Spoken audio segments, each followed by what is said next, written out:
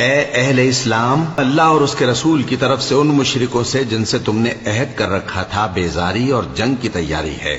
سو مشرکو، تم زمین میں 4 مہینے چل پھر لو اور جان رکھو کہ تم اللہ کو عاجز نہ کر سکو گے، اور یہ بھی کہ اللہ کافروں کو رسوا کرنے والا ہے۔ اور حج اکبر کے دن اللہ اور اس کے رسول کی طرف سے لوگوں کو آگاہ کیا جاتا ہے کہ اللہ مشرکوں سے بیزار ہے اور اس کا رسول بھی۔ اب اگر تم توبہ کر لو تو تمہارے حق میں بہتر ہے، اور اگر نہ مانو تو جان رکھو کہ تم اللہ کو ہرا نہیں سکو گے۔ اور اے پیغمبر، کافروں کو دکھ دینے والے عذاب کی خبر سنا دو۔ البتہ جن مشرکوں کے ساتھ تم نے عہد کیا ہو اور انہوں نے تمہارا کسی طرح کا قصور نہ کیا ہو اور نہ تمہارے مقابلے میں کسی کی مدد کی ہو، تو جس مدت تک ان کے ساتھ عہد کیا ہو اسے پورا کرو، کہ اللہ پرہیزگاروں کو دوست رکھتا ہے۔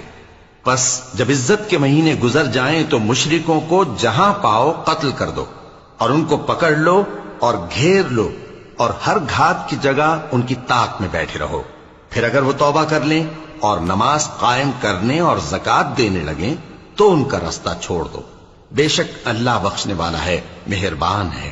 اور اگر کوئی مشرک تم سے پناہ کا خواستگار ہو تو اس کو پناہ دے دو، یہاں تک کہ وہ کلام اللہ کو سننے لگے، پھر اس کو امن کی جگہ واپس پہنچا دو، اس لیے کہ یہ بے خبر لوگ ہیں۔ بھلا مشرکوں کے لیے جنہوں نے عہد توڑ ڈالا، اللہ اور اس کے رسول کے نزدیک عہد کیسے قائم رہ سکتا ہے؟ ہاں، جن لوگوں کے ساتھ تم نے مسجد حرام یعنی خانہ کعبہ کے نزدیک عہد کیا ہے، اگر وہ اپنے عہد پر قائم رہیں تو تم بھی اپنے قول و قرار پر قائم رہو، بے شک اللہ پرہیزگاروں کو دوست رکھتا ہے۔ بھلا ان سے عہد کیوں کر پورا کیا جائے جب ان کا یہ حال ہے کہ اگر تم پر غلبہ پالیں تو نہ قرابت کا لحاظ کریں نہ عہد کا۔ یہ منہ سے تو تمہیں خوش کر دیتی ہیں، لیکن ان کے دل ان باتوں کو قبول نہیں کرتے، اور ان میں اکثر نافرمان ہیں۔ یہ اللہ کی آیتوں کے عوض تھوڑا سا فائدہ حاصل کرتے اور لوگوں کو اللہ کے رستے سے روکتے ہیں۔ کچھ شک نہیں کہ جو کام یہ کرتے ہیں برے ہیں۔ یہ لوگ کسی مومن کے حق میں نہ تو رشتہ داری کا پاس کرتے ہیں نہ عہد کا، اور یہ حد سے تجاوز کرنے والے ہیں۔ اب اگر یہ توبہ کر لیں اور نماز پڑھنے اور زکوٰۃ دینے لگیں تو دین میں تمہارے بھائی ہیں، اور سمجھنے والے لوگوں کے لیے ہم اپنی آیتیں کھول کھول کر بیان کرتے ہیں۔ اور اگر عہد کرنے کے بعد اپنی قسموں کو توڑ ڈالیں اور تمہارے دین میں تانا زنی کرنے لگے تو ان کفر کے پیشواؤں سے جنگ کرو، ان کی قسموں کا کچھ اعتبار نہیں ہے، عجب نہیں کہ اپنی حرکات سے باز آ جائیں۔ بھلا تم ایسے لوگوں سے کیوں نہ لڑو جنہوں نے اپنی قسموں کو توڑ ڈالا اور پیغمبر کو وطن سے نکالنے کا ارادہ کر لیا، اور انہوں نے تم سے عہد شکنی کی ابتدا کی۔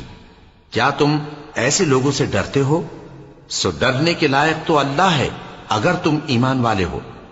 ان سے خوب لڑو، اللہ ان کو تمہارے ہاتھوں سے عذاب میں ڈالے گا اور انہیں رسوا کرے گا، اور تم کو ان پر غلبہ دے گا، اور مومن لوگوں کے سینوں کو شفا بخشے گا، اور ان کے دلوں سے غصہ دور کرے گا، اور اللہ جس پر چاہے گا توجہ فرمائے گا، اور اللہ سب کچھ جانتا ہے، حکمت والا ہے۔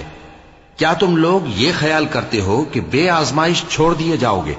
اور ابھی تو اللہ نے تم میں سے ایسے لوگوں کو پرکھا ہی نہیں جنہوں نے جہاد کیا، اور اللہ اور اس کے رسول اور مومنوں کے سوا کسی کو دلی دوست نہیں بنایا، اور اللہ تمہارے سب کاموں سے واقف ہے۔ مشرکوں کا کام نہیں کہ اللہ کی مسجدوں کو آباد کریں جبکہ وہ اپنے آپ پر کفر کی گواہی دے رہی ہوں۔ ان لوگوں کے سب اعمال بیکار ہیں اور وہ ہمیشہ دوزخ میں رہیں گے۔ اللہ کی مسجدوں کو تو وہ لوگ آباد کرتے ہیں جو اللہ پر اور روز قیامت پر ایمان لاتے اور نماز پڑھتے اور زکوٰۃ دیتی ہیں، اور اللہ کے سوا کسی سے نہیں ڈرتے۔ یہی لوگ امید ہے کہ ہدایت یافتہ لوگوں میں سے ہوں۔